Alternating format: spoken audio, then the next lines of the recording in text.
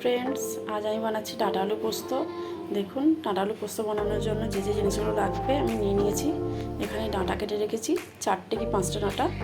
এটা নিয়েছি আলু, পেঁয়াজ কুচি, টমেটো কুচি আর পোস্তটা আমি মিক্সিতে বেটে রেখেছি। এইসব জিনিসগুলো দিয়ে আমি আজকে ডাঁটা আলু পোস্ত বানাবো। কড়াতে আমি তেল গরম করতে দিয়ে দিয়েছি।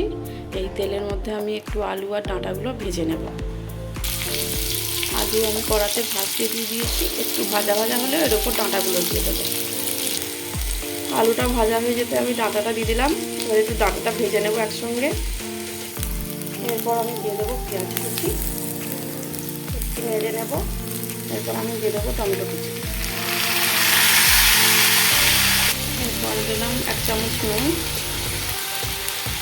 1 চামচ হলুদ গুঁড়ো, 1 চামচ ঝাল লঙ্কা,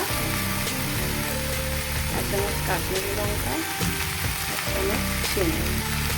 এরপর আমি সবগুলো মিক্স করে নেবো, ভালো করে মিশিয়ে নেবো কড়াতে সবজিগুলোর সঙ্গে মশলাটা।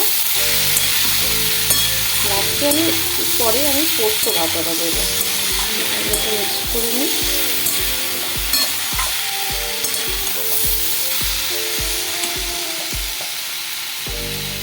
মশলা সবজি সব মাখানো হয়ে গেছে। এবারে আমি দিয়ে দেবো বেটে রাখা পোস্ত বাটাটা আমি মিক্স করে নিয়েছি। পোস্তটা ভালো করে মেশানো হয়ে গেছে। এবার আমি দিয়ে দেবো জল।